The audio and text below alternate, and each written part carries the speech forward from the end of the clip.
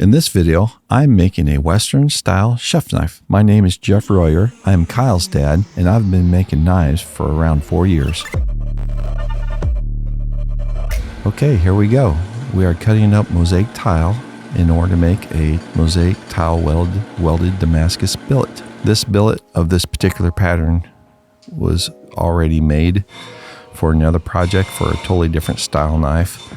So I had a little piece of this sitting around. I thought I'd make a nice piece of kitchen cutlery out of it.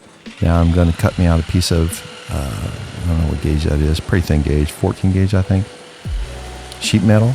And I'm going to lay the mosaic tile on the back of that. And I'm going to sandwich the tile in between two sheets of that steel. And I'm going to weld all the way around it to make a zero atmosphere welding environment.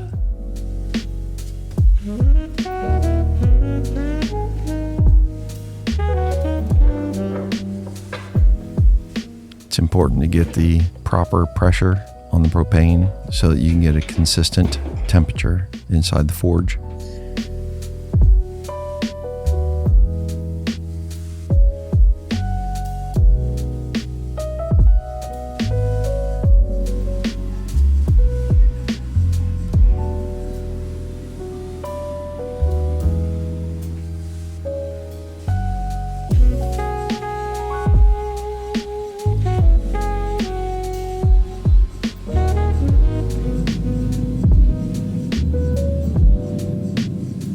Forge is cool, and I like sticking the billets in there when I'm getting ready to do my initial forge weld when the forge is just lit up, so it heats up evenly and slowly and doesn't put a lot of stress on anything because those welds are fragile in the beginning. So I'm going to heat that up and let it soak thoroughly.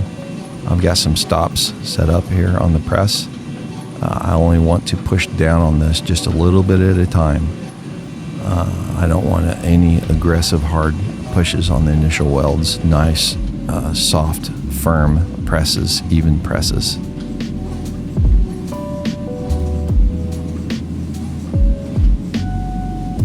Here I'm starting to work out, grinding that sheet metal out. You see most of it's out of it right there. The pattern's starting to come through. A little bit of that's going to decarb, so I might just leave a little bit of steel on there so it can decarb and remove that soft sheet metal on the outside, what little residue there is.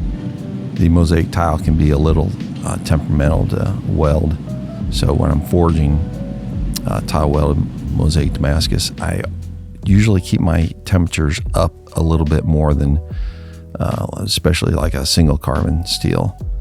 It's prone to crack on those welds, so I just keep a real close eye on that. Keep my temps up. Don't work it too cold.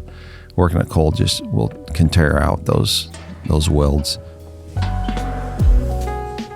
We're going to put her in here and normalize and take the stress out of it by normalizing it at 1600, 1500, and 1400. Now let's normalize. We're going to take it over and start fine tuning it.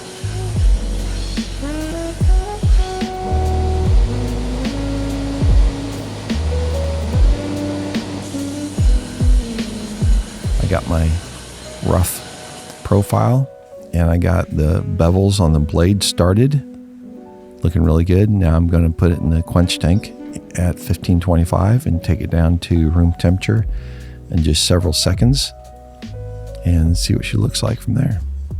Check the hardness of it.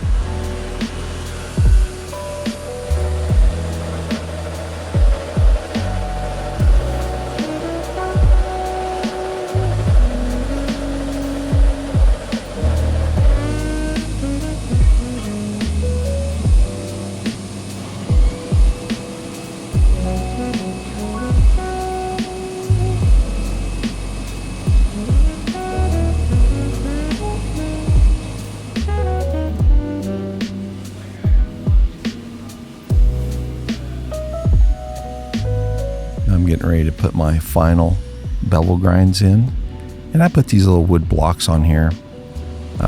When I first started making knives, I got frustrated because I was grinding too far up onto the ricasso area. I CA glue these wood blocks, just pine wood blocks on there, and they're at the same spot on both sides. And it's just a rough spot for the blocks to rub up against the belt grinder so that I don't overgrind up onto the ricasso.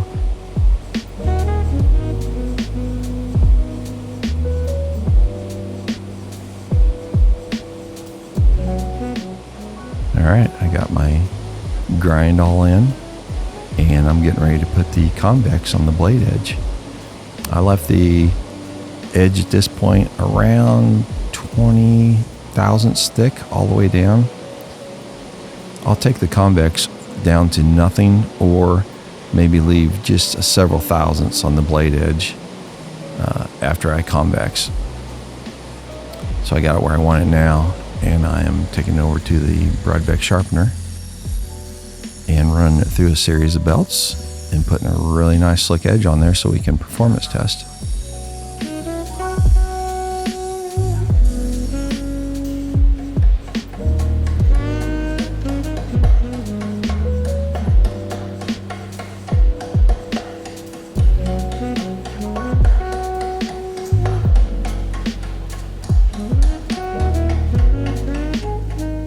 I'm looking for deformations in the blade edge, either chipping or bending. I'm putting an S-grind in here. My favorite thing about the S-grind is it takes off weight and it makes the knife very, very fast. That's a lot of blade. I like a thicker spine, but I take my grind goes all the way down to the edge of the blade. So they're pretty thin out on the blade edge, but this S-grind just gets rid of a lot of weight, and it makes it very front forward fast.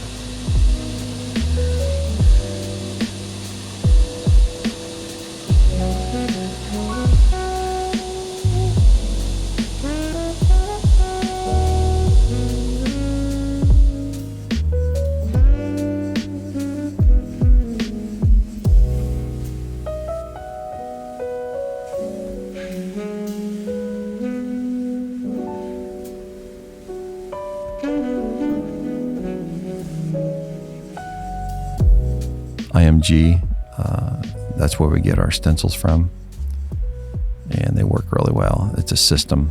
The chemicals we use to electrolyte and the neutralizer.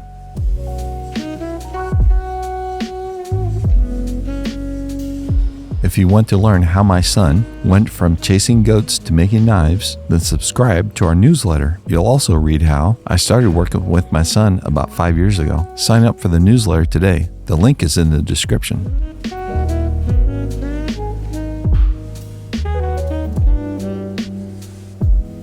I'm getting ready to do my grind at the ricasso, where the guard or the bolster fits up.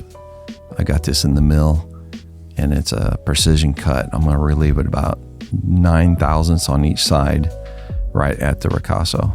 Then I'll take it over to the surface grinder and take off the rest of the tang on a taper. This is my custom copper alloy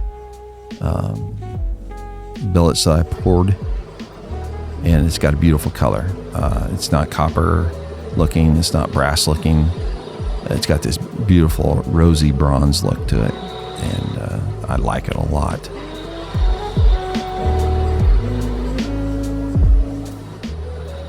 All right, I roughed in my tang slot with the carbide mill. I drilled and milled, and then I finish it off with a file. I just take it down a little bit at a time because I've only got several thousandths on each side of the ricasso where the tang comes up to it. So I got to be real careful not to overgrind.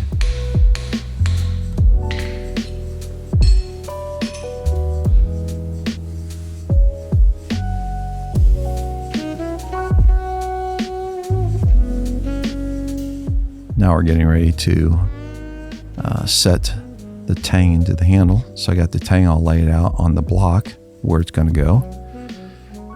And I start drilling. And I want these to fit snug. And this one is not going to be a takedown, but on my takedowns, I'll actually bed them in epoxy, even though they fit tight, because I want 100% contact with the tang all the way down the handle. don't want any hot spots in the blade where it can vibrate or tingle. But on this one, we're going to bed it in epoxy and put a bronze copper alloy pin in it anyway. Getting the handle roughed in, getting it shaped. Nice, comfortable, ergonomic handle. A Western style knife is just so nice to have.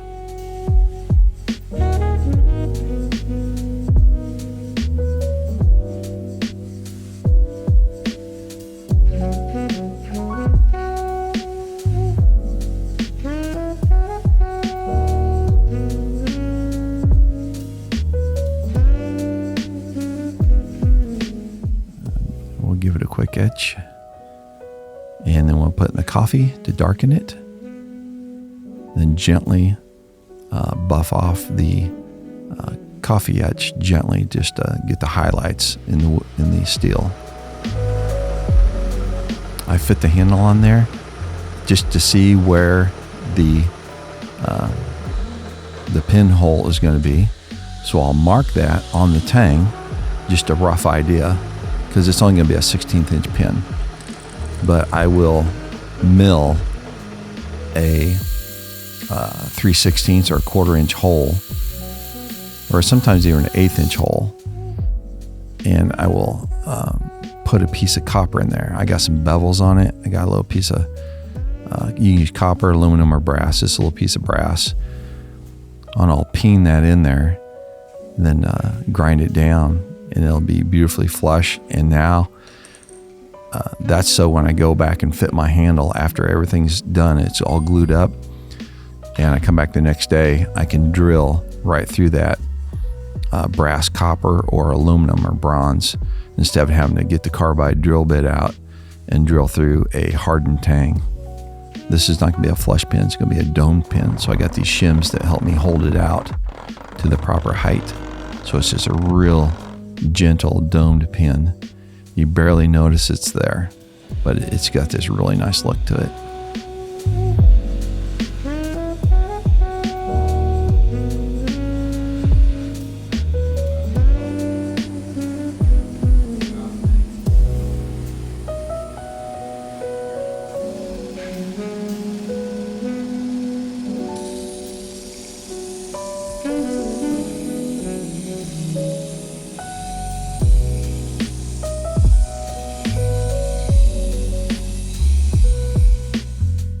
It's a very nice looking knife. It's fast. It's big. It'll do big cuts, and you can choke up on it.